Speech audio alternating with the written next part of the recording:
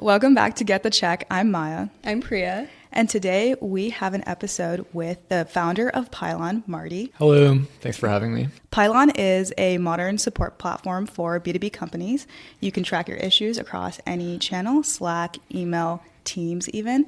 You can use AI to also automate some tasks, and it's really built in mind for B2B tech companies.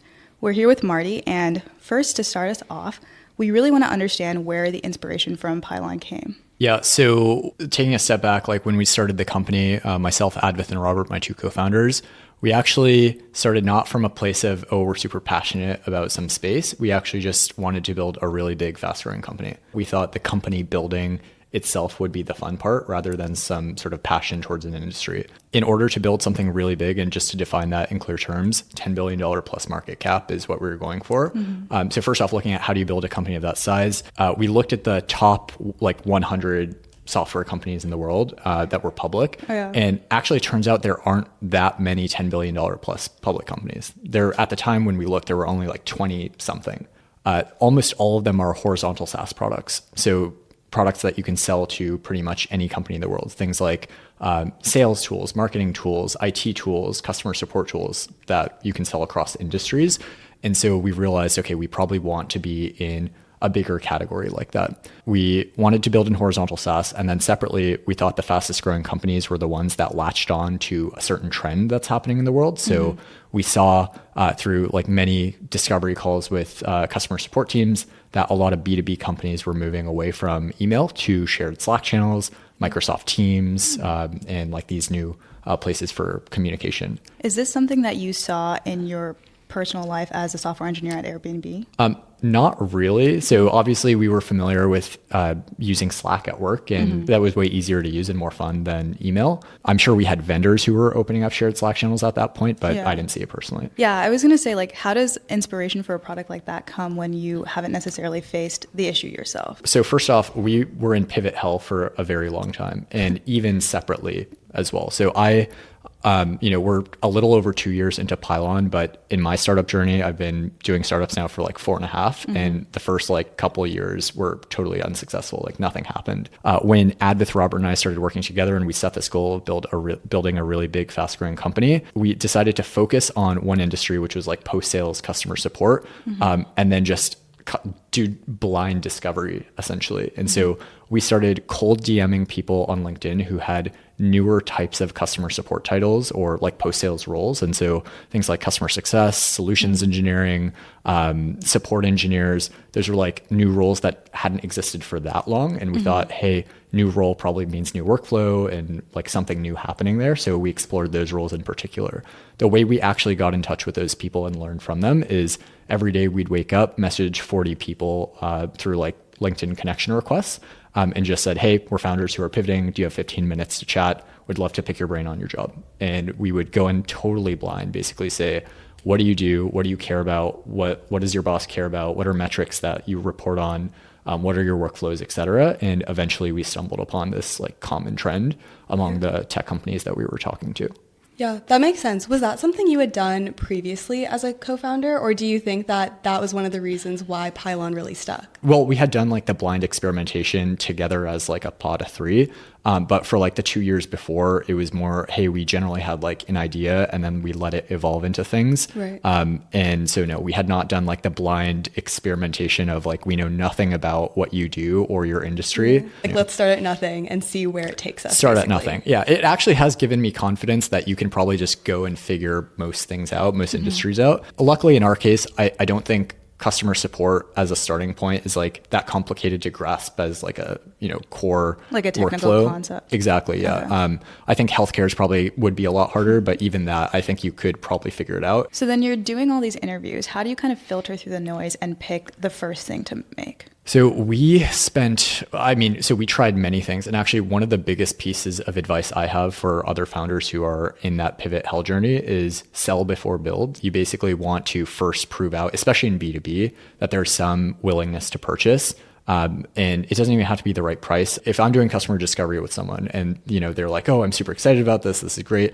The common question that people want to ask is, would you pay for this? And that's a terrible question. You actually don't learn much because they want to support you. They clearly like gave you some time, and they'll say like, yeah, of course I'd pay for that. The better question to ask is, hey, would you pay $10,000 starting next Tuesday when we're going to have it ready? And then they'll take a step back. They'll be like, oh, like, I'm not really sure. It puts like a timeline, money, and suddenly like reality sets in. And then after you ask those types of questions, what's the kind of conversion rate you see? We have the idea on like maybe a Sunday night. Advith actually calls up Robert and I. He says, hey, like, I think the Slack channel thing could be big. It's really interesting. Like the trend makes sense.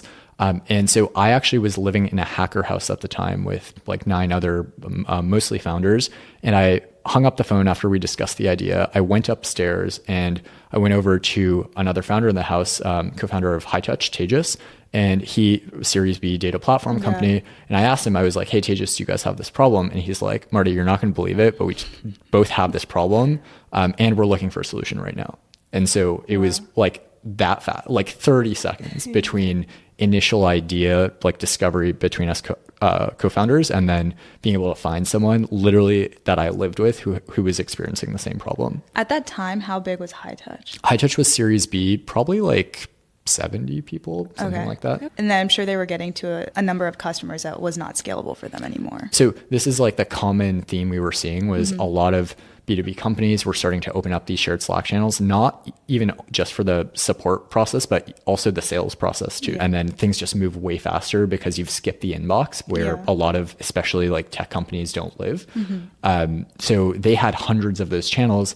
At the same time, they had intercom through kind of for their self-serve customers, but that was like a tiny part of their revenue. Like majority of their revenue and their important customers that they actually cared about were all in shared Slack channels. So they had zero coverage for their important customers and like tracking, response times or assigning things or like, before us, they were like, you would probably like mark things as unread or forward them into channels. That's what I do right now. Exactly. I was going to say, I'm in those internal channels like all day long. Right. Yeah. And my then strategy is to mark as unread. Yeah, exactly. And so you see it both for internal, but it's even worse if it's for customers, right? Because you like want to respond quickly and it's really screwed up if you don't. Yeah. Taking it back to your experience in the hacker house, I did want to ask about that briefly because I feel like in SF we hear about them all the time. So what was your experience living there like? It was great. So I was actually in a hacker house called Mission Control, and it's been around for a long time. I think since, let's see, it was originally a Teal Fellow house after the fellowship, and the house like continued to evolve over time. And yeah, there were some really great people. One of the co-founders of Scale AI, High Touch came out of there. Bun, the guy who started Bun, lived there. Pylon, obviously. So yeah, it's a great place. That's awesome. Going back to the High Touch example, can you fast forward us to kind of today and how like your product really changed the way they think about customer success? Yeah, definitely. It's changed a lot. So they went from, intercom for their self-serve customers to all of their important mid-market and enterprise customers through shared Slack channels. And now also they added Microsoft Teams. And so, they went from like zero visibility of important customers and like kind of split place to view conversations happening with both sets of customers to now one unified view in Pylon where they can track everything. And what was like the first product that you built for them? So the first product that we built for them, and it was actually the product we stuck with for a year, was actually a like intercom to Slack integration, Zendesk to Slack integration, where, hey, if a customer sends a message into a shared Slack channel, you add a ticket emoji reaction, and that will thread a message saying, hey, a ticket's been opened. And then that makes the ticket in intercom or Zendesk. It sounds like you had a lot of success from this one integration that you had between Slack and these other systems. So what prompted you to go beyond that and start building new products in addition to that? Yeah, so the question for us was, how do we become a big company? So the reason we were okay with building this integration to start was we're in a really big industry, and we think that it's like this change is pretty dramatic because what we observed was, hey, you can't track any of your support requests. You also can't track any like product feedback effectively. You have no way to sync activities to your CRM. You can't send marketing blasts or product updates to all of your customers who live in these channels.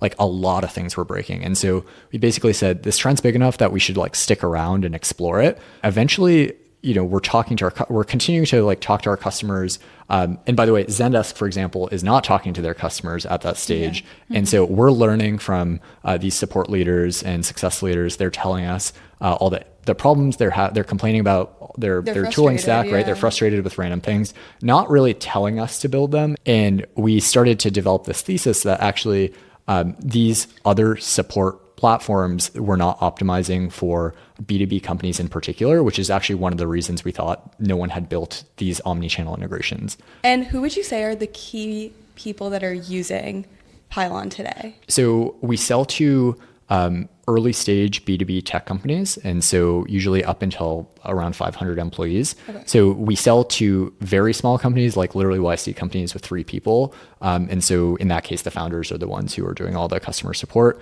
all the way up to, hey, VPs of customer support or success, or even solutions teams as well. I feel like as a PM, I also see the use case for something like that. And so have you explored like product managers using Pylon as well? Yeah. So one of our big insights was that in B2B versus B2C. So if you look at B2C, there's only one customer facing team, the support team. If you look at B2B, you have customer support, customer success and account management teams, solutions engineering teams, professional services, customer marketing, product as well. All of them interface directly with customers and need access to that data.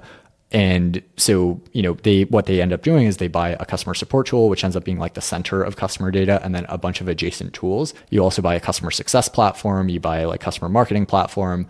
Everyone like buys their own tool, and then you stitch it together. And we started to realize, if you were building from scratch for a B2B use case, you actually would involve all of those people in a common CRM, essentially. And so long term, today we're mostly a customer support tool that is kind of more optimized views wise and integrations wise for the B2B segment. But then over time, we're actually increasingly going to eat up these adjacent products and bring them natively into Pylon. And so once we do that, I don't think people will be able to compare us to a Zendesk because we'll just have so much more surface area that B2B teams will grow to expect from a platform like this. Totally. Yeah. One of the really cool use cases I saw was being able to get insights from customers over time. I think right now, a lot of the times when you get those insights are CSM calls that happen maybe once a quarter, and then you determine the customer health once a quarter at that point. Right. But if you were able to actually go into the tickets that they're filing, you could measure that over time, which for me, I think about would be so valuable for me to have. Yeah. One thing I was going to say is that as an engineer, you're trying to figure out, hey, what was the success of this one feature, or who's on this feature, or maybe I'm trying to do this migration, or I'm just trying to understand more about this specific account. How do you think about answering those questions in your product? So we just released something called Ask AI that allows you to just ask freeform questions. So we'll both have like a structured data component, but then also Ask AI allows you to have more of like a ChatGPT style interface where you can just ask anything about any of the data that lives in Pylon. And so, if you are an engineer, if you are a product person, if you're a CSM, all those people do want to access different pieces. So I could ask, hey, like our customer high touch, what do they care about? Or I could ask something more broad, like which customers would be interested in trying out this feature that we're developing. On the topic of AI, something that I wanted to ask about is I know that you started out with this really solid product that I think comes from being customer obsessed and going deep in discovery when you initially started. And now it seems like you're layering on a lot of AI into your existing products, as well as thinking about it as you build out the future of your products. And so I'm curious why you decided to take that approach and how that's affected the growth of your business. So we were in the first YC batch after ChatGPT came out. And so as you can imagine, everyone was thinking about AI during that batch. So the most common idea in our YC batch was AI customer support. Everyone was doing it. There were at least 10 companies that we knew personally out of like the 300 who were doing that specific idea. And everyone was asking us, they're like, why are you doing the Slack thing? That's stupid. Like, why don't you do customer support or AI customer support? It seems like a much bigger market, high value. It's like the new thing. And there were a couple problems that we saw with going straight to the AI native route. Intercom, Zendesk, Salesforce, Service Cloud, all of them are going to build AI, for sure. Or and it might take them 3 years, or they'll like buy a solution, but they're gonna do it because it's such a big opportunity. And the question we asked ourselves is like, what do you do once that happens? So let's say you have like really fast growth for the next 3 years. Like what happens when Zendesk just rolls their own AI? we saw even during our own batch, Intercom starts like going really hard on AI. So we thought that it was important to own the platform and the distribution for AI to like be a long-term successful company if we want to get to that $10 billion plus market cap company. I do think because you have built such strong foundations in the data that you're taking in from all of the customers on these platforms, you're able to build like AI features that much better as prevalent in your AI launch week. So 100%. It's incredible. So, we have obviously the ticketing platform. We have like basic CRM that we're building out. We have our knowledge base and help center. We have a customer portal. When you layer in AI, just like in the middle of that, thinking about the core customer support use cases that people spend a lot of time on, it's crazy. Like it's everything. So just to describe, for example, a sample like philosophical way that support teams run, they operate under what's called like a KCS workflow model. It stands for knowledge-centered service. And the idea is you get customer support requests, you answer them, you turn those into knowledge-based articles, and then that powers either AI responses in the future or helps people self-serve questions. And so we can take this model and make it like super AI powered because we control all parts of this flow. So you go from, hey, we have to go do manual work to figure out what our common questions are. That used to be a thing people do before Pylon. Now they don't have to. Then you have to go write the article with us. You click AI, let AI draft the article for you based on all the work you've done giving responses in the past. Mm-hmm. You can also do it into a templated format, so the quality is higher. It's almost impossible to unsee it once you see it the first time. Yeah. No, that's so powerful. I know I often get the same question asked over and over again about a specific part of the product that I own. And I have Jira canned responses that are ready to go because I already know the questions that I'm going to get. And so with a tool like that, if I answer it one time, then it's in this knowledge base. You can not only create an article, but you can also make sure you're responding to whoever you might need to as fast as possible. Yeah, exactly. Yeah. And it could be, hey, like you manually reference the article, or if you layer in just like the typical what we call conversational agents, the AI bots, then it can also just use that knowledge to answer the next time. Yeah, I was gonna say like with our platform, I'm at Paraffin, and it's a highly integrated platform because it's embedded finance, and the biggest time we spend on with each account is just education. It's like education over and over again. So you can see how something like this is really useful. 100%. And it's crazy. It's not only we're finding like we built this, we call it knowledge gaps for the purpose of figuring out what to write content about, but we're also finding it's just really good for surfacing product changes that need to happen. So yeah, I think we're going to go much deeper into that as well. Yeah, that totally makes sense why someone would use that platform. I think I would definitely be happy to use a platform like Pylon. I also wanted to talk about your sales, because I know something that you've talked about is leading a lot of the sales yourself, especially at the beginning, and even closing like 30 deals in a month. So wanted to talk a little bit more about B2B sales in specific, how that differs from other spaces, and what your strategy is when it comes to selling the product. Yep. The first sale was I went upstairs and talked to my roommate. Right. The second sale was my co-founder, Advith. Someone had tried to recruit him to work at their startup, a startup called Causal. And when we were trying to find more people who had this problem, he reached back out to Lucas, the CTO of Causal, and they had that problem. Then the third customer ended up being Robert, my third co-founder. He used to work with the founder of One Schema. So they used to work at Affinity together. And so once again, as we were reaching out into our network to try to find more people who have this problem, they ended up being our third customer. So it was like very in network for those first three. And then from that point, the next probably like 7 were all LinkedIn cold DMs. And that was just a natural path for us because that's where we discovered the problem. And like something YC would tell you is that you should know where your customers are. You should know where at least like a couple customers are, because where else did you get the idea? And we got the idea from LinkedIn. And another thing I'm curious about is, what do you think the biggest edge over your competitors today is? So it depends on who you compare us to. Okay. So the company that we go up against most is Zendesk. So they are the incumbent in the space, especially in tech generally. And the great news, and the reason they're so weak, is they were acquired by private equity a little over 2 years ago now. They were actually acquired by PE one day after we had the idea. So like the timing is insane. And like we didn't know at the time that was relevant for us or like important. We weren't thinking about it. But it was such great timing because at the time when, the PE firms starting to actually integrate and like make changes and like, layoffs and pricing increases, all this stuff. And so we saw the perception change over time.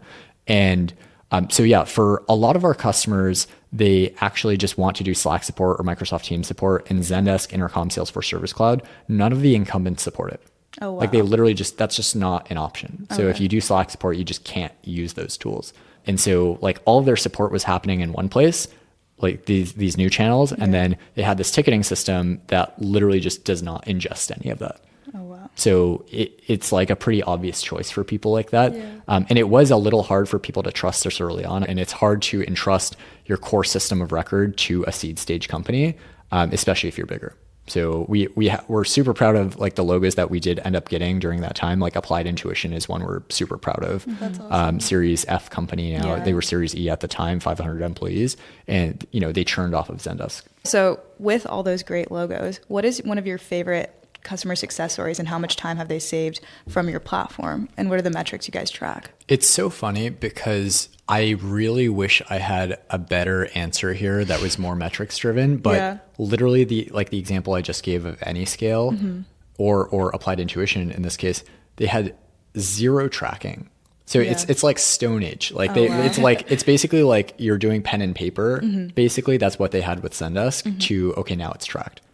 So it's you can't even, it's like, okay, now they have 100% tracking and before they had 0% tracking. It's like almost That's like a hard. That the alternative was using something like that before. It's crazy. Some people would like try to spin up like their own integrations and build it themselves. There were some like startups who were trying to do the integrations, but it was never great. That's what we do. Yeah. Well, there we go. Okay, so you should, by the way, you should start using Pylon. No, I was going to say the same thing internally. I mean, I'm not on the engineering side, but we also have built our own integrations to what it sounds like exactly like what you guys do. No, it's crazy. And obviously it's never going to be optimized. There's clearly a better way. And so it's the case studies, it's almost like weird to say because it just sounds stupid. Like if we try to put a number to it, it's like there was nothing and now there's something. Like now it's tracked. It wasn't tracked before. So like I guess some things that I could mention that are kind of cool are we did a state of Slack support report for 2024 and basically looked at our top 100 Slack support power users and they between themselves I think had like 16,000 shared Slack channels that they were managing through Pylon, and we abstract it to make it really easy to just track all of those across hundreds of channels. In our case we have over 1,000 shared Slack channels with prospects and customers.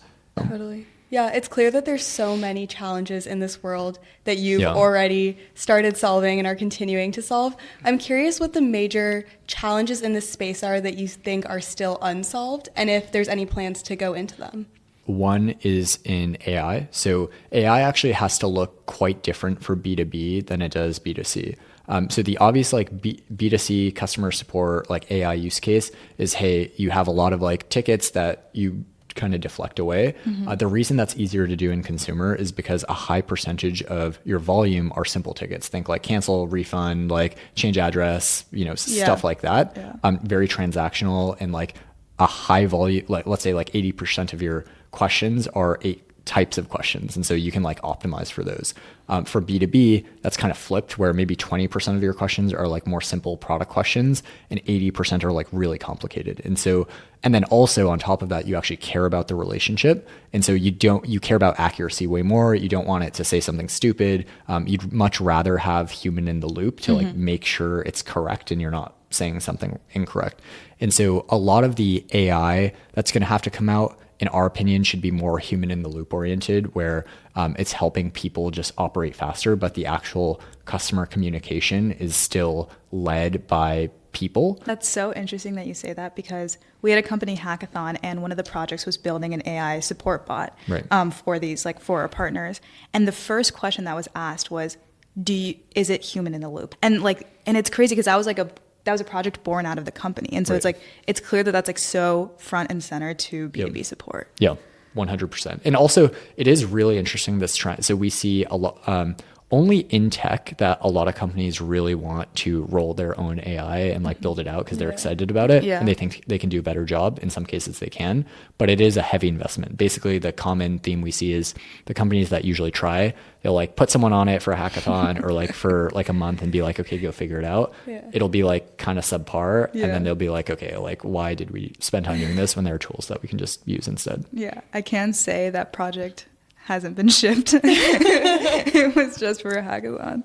I wanted to ask also, what are your internal KPIs at Pylon itself? How do you track like the success of your accounts and how do you prioritize what to build next? So we are very long-term thinkers generally. So what's most important is how do we become a $10 billion plus company in a short period of time? So let's say like 5 to 7 years. Right after that is then revenue. So, hey, are we growing at, I won't say our exact revenue, but, millions in ARR. And we're at the point where we should be growing minimum 3x year over year. And so we do a monthly cadence for revenue reporting. So we need to grow at least 9.6% month over month. We're growing much faster than that, but that is like the minimum bar. And so team wise, we're, orienting around that number saying, hey, this is the minimum bar. Let's make sure we hit that for the year. And then how do you walk that back? Like going from a revenue number back to, your inputs of what do you build? Like how do you figure out what to build? Because sometimes the picture isn't so clear. Totally. So the thing is we're moving from smaller companies and moving up market. And so there's a combination of forward-looking product that we need to build out and then like current needs of either like prospects or customers. We tend to be more oriented towards what existing customers want. So there's a portion of work that is just like gap filling essentially. And then there's more of the forward-looking stuff that no one's thinking about, but we've just determined, hey, this is like a really cool bet that we should make and invest into. For example, like no one was asking us, oh, can you like make a ChatGPT interface to ask questions about our customer data? Like no one had ever asked us that, but we said, hey, like if our long-term vision is to be this like data store for all of your customer information, then that's probably useful. You probably do want to be able to ask free-form questions about that. So, I mean, it's a combination of, I guess, the gap filling and like just enterprisey features as customers demand them and grow with the more forward-looking ones. In terms of your pricing structure right now, is it just like a flat fee to use all of the different features across your product, or do you have any like tiering right now? I'm just curious. Great question. So over time, we've shifted our pricing model at least like 8 times. Okay. And so it's like we started with seats, then we went to number of Slack channels that you had with customers, and then we added email support. So we're like, okay, wait, that doesn't make sense anymore. Yeah. So we then went back to like 1 tier of seats, then we had 2 tiers of seats, then we had 3, and then now we're also layering in AI pricing as well, as we're like bundling that in. Okay, so it's pay by usage, not by like the flat fee of just using the AI agent itself. So yeah, for the agents itself that like answer questions or like perform actions on like some section of tickets, that is credit based and usage based. And then we'll sell, people want predictable cost. And so we'll sell like a bucket of credits essentially that they would use. So to build such a strong product, especially at such an early stage, hiring the right talent is super important. And so I'm curious to hear kind of what the process looks like, if there's anything in particular you're looking for and what your general hiring philosophy looks like. So I'll say my co-founder Advith is a god at hiring. Okay. And, we're lucky. So 3 of us come from engineering backgrounds, and he in particular has been able to grab a bunch of ex-coworkers from Samsara, where he used to work. And so probably like half of our team is from Samsara. And so people who saw like a fast growing company, and also they were known for really technical excellence. And so we've managed to grab a lot of those people, bring them to Pylon. They're not actually like the typical profile you'd think for founding engineers, but it's worked really well for us. Most of our hiring that's been successful has been in network. Yeah. And so we're just, seeing, hey, who do we know? And let's just try to convince them to come. And so that's worked especially well. I recommend anyone who has a network, you should be leveraging that first and foremost.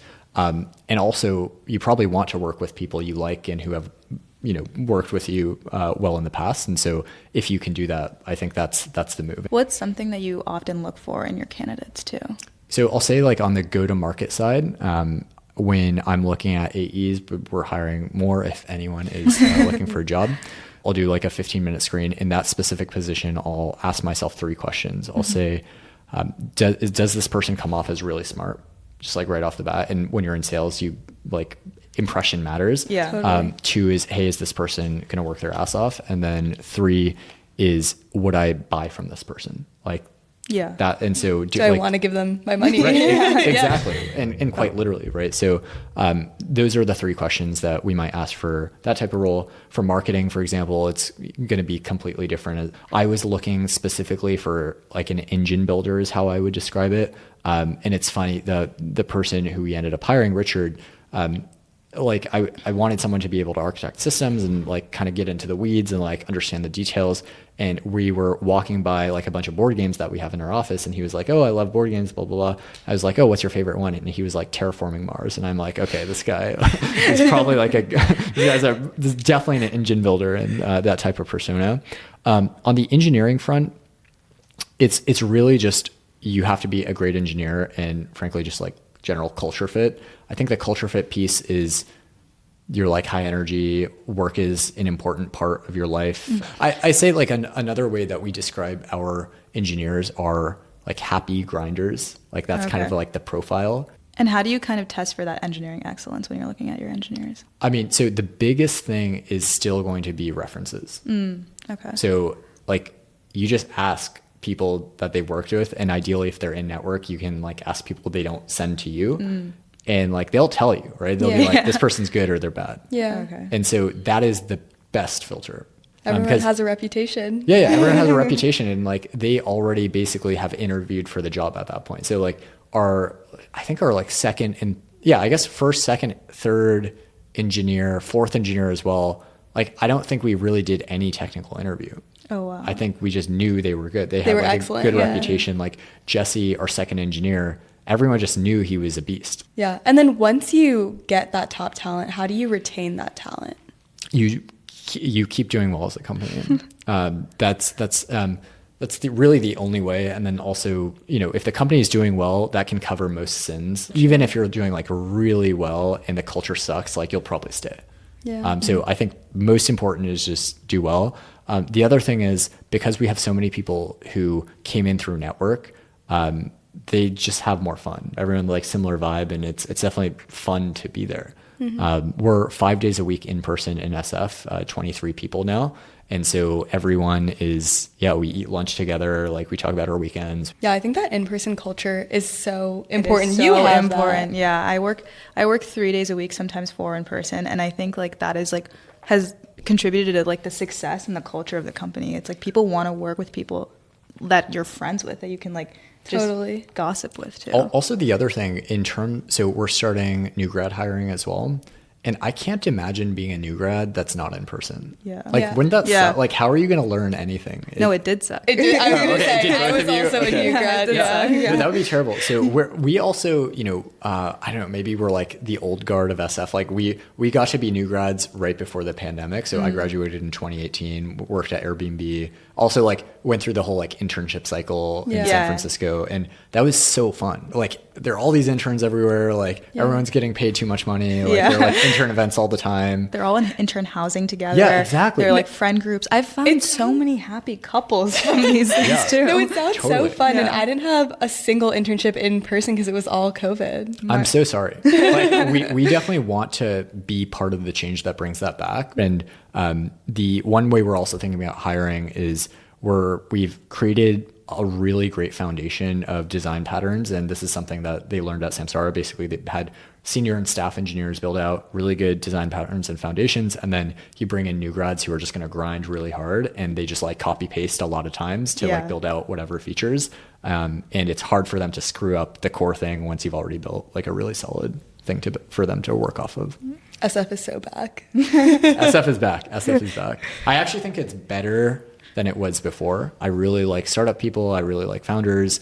And I think the COVID was really like a cleansing of people who just didn't care. Mm-hmm. They were just here for the money and that's it. Mm-hmm. And then they're like, oh, I just like want to optimize for, I don't know, my hobbies or something. Yeah. And that's fine. Like people should do that and that's totally okay. Yeah. But for me, it's like cool if there's high density of people. Like what makes SF so unique compared to other places is this like density of really smart and ambitious people and culture that supports doing really big things. And so that's what I really lean into. And it does feel like also, thank God for AI. AI like brought back so many companies and there's so much activity and so many successful companies popping up now where I think that'll fully replace, frankly, like all the SaaS companies who left or, went remote. Yeah. I was going to say both of us were in Seattle, which is a pretty tech-centric city, but it's not like the startup tech-centric city. Exactly. It's like I work for Microsoft, Amazon. No, literally, I used to work for Microsoft, and every single time Maya and I would go to any party, they were like, Microsoft or Amazon? Yeah. I would not be able to stand that. No, it was tough. We got out fast. Yeah. We got out in like 5 months. Well, it's so funny. Like, I love the tech roast guys because they like make fun of like that persona all the time. I feel like it's okay to have a personality that revolves around your startup because at least you're like trying to do something new. Yeah. But I feel like if your personality revolves around working at Microsoft, that it's just not cool. Yeah. It's just really not interesting.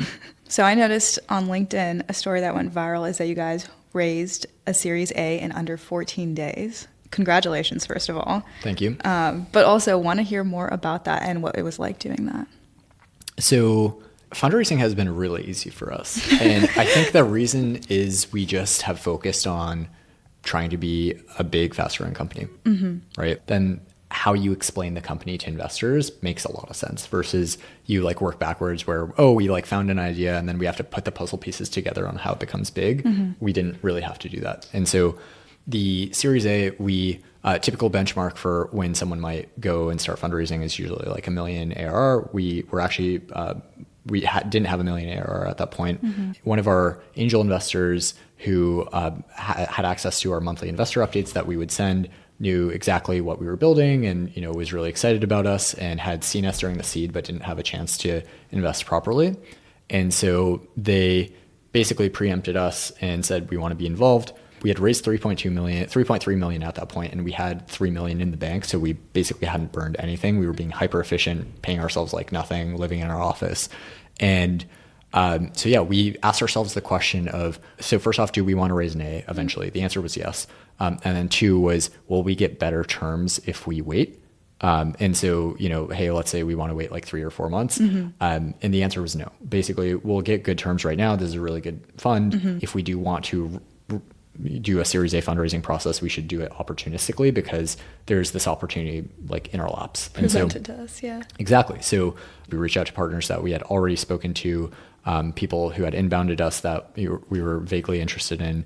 I'll spoil the story. We end up raising 17 million from Andreessen. Oh, wow. And so Jennifer, I had known her socially for quite a long time. So she actually was part of this Kleiner Perkins fellowship thing that me and my 2 co-founders did. And I reached out to her. I'm like, hey, we should chat.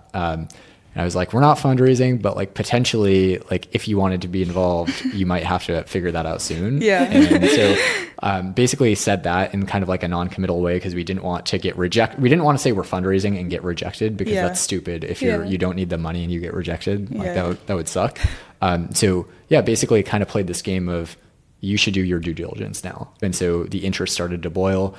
We also had one of our previous investors, David Onchoko from Comma Capital, which is this really great, primarily seed stage fund. It's great if you can have a person who's kind of in between yourself and all the investors and can kind of like give each side information. Yeah. And so for example, if we have a term sheet from someone, if you want to play the game perfectly, you don't want to go straight to the investors and be like, here's my term sheet, like give us something better. Yeah. You want to tell your in between to go tell the investor, hey, they have a term sheet, like you need to hurry up. Yeah. That's like the best your thing liaison. to do. Yeah. Exactly. Yeah. So David played that role super well. So he helped kind of shepherd information for both sides. And so we have these like quick conversations. We're like moving through the process.